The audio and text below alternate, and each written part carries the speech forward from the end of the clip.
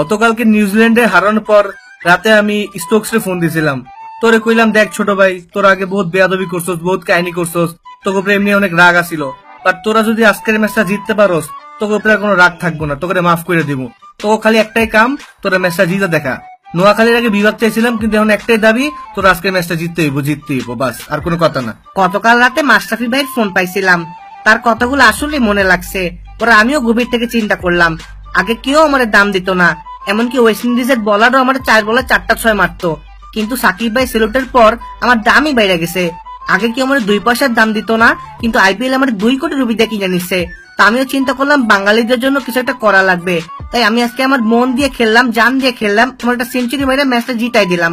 আশা করি আপনারা সবাই আমাকে দোয়ায় রাখবেন। আসলে সত্যি কথা বলতে বাঙালিদের জন্য আমার আগে থেকেই টান ছিল। অস্ট্রেলিয়ার পোলাপান গুলো একটু বেশি ভাব নেয়, ওদের ভাবের জ্বালায় থাকতে পারি না। কিন্তু গত বছর বাংলাদেশের পুরান ঢাকায় গিয়া ইফতার করছিলাম, ওদের ইফতারে এত মজা লাগছে, পরে চিন্তা করলাম যদি বাংলাদেশের জন্য না খেলি তাইলে এই বছর আমার আর বাংলাদেশে ঢুকতে দিবে না, আমার পুরান ঢাকার মজার ইফতারিটাও মিস হয়ে যাবে। এজন্য সেই কথা চিন্তা করে আমরা আজকে বলে নিছি, দেখ তোরা যাই করিস আজকের ম্যাচটা জিততেই হবে, আর বাংলাদেশে গিয়ে একটা ভরপুর ইফতার করতে হবে। আশা করি আমরা সবাই একসাথে গ্রুপে ইফতারি করতে পারবো। গতকালকে আমিও স্টোকস আর মর্গানকে ফোন দিয়েছিলাম, ওরে বললাম দেখ ভাই তোরা তো এমনি পার পেয়ে গেছস, আমগর একটু সুযোগ দেয় না, তোকে কি আসে যায়? না দেখো আমরা বাঙালিদেরকে সাপোর্ট করব, east or West Bangladesh is the best. ওরা এত ঘাটতে কথাই শুনাইতে পারলাম না।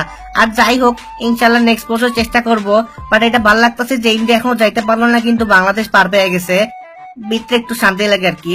আমি আসলে কিছু বলবো না, কারণ পাবলিকে আমার নিয়ে অনেক কিছু বলে ফেলছে, আমি নাকি কালা পারি না, আমার নাকি রিপ্লেসমেন্ট খুঁজতে হবে।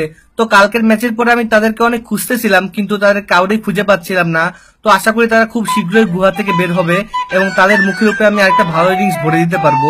তো আপনারা দোয়া করবেন আমার জন্য। গত ম্যাচে আমি জলদি আউট হওয়ার পর অনেকে আমার নিয়ে স্ট্যাটাস দিছে, বলছে আমি কি খেলছি, এটা কোনো খেলা হইলো নাকি, কেন ভাই এতগুলো ম্যাচ ভালো খেলছি তখন ভালো লাগছে, একটা ম্যাচ খারাপ খেলে আমি খারাপ হয়ে গেলাম না?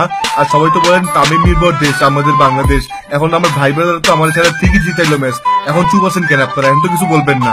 আমি তো বলার ভাষায় হারা ফেলছি, ভাবছিলাম আমরা তো খুব ইজিলি পরের রাউন্ডে চলে যাব, কিন্তু কোনো ভাবতে পারি নাই বাংলাদেশ আমাদের আগে কোয়ালিফাই করে ফেলবে। আসলে জিতে দা টুকটা ফাইটটা যায়।